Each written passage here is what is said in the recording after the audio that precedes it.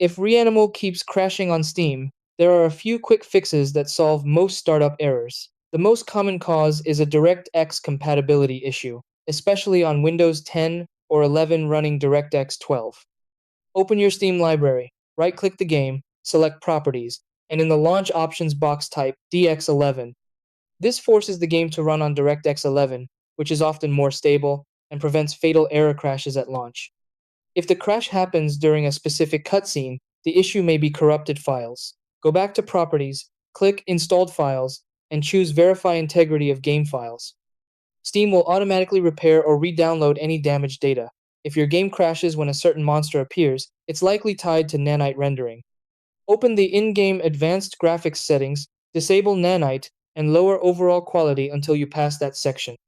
For a black screen where audio still plays, your graphics driver may have frozen. Press Windows plus Control plus Shift plus B to reset the GPU driver instantly.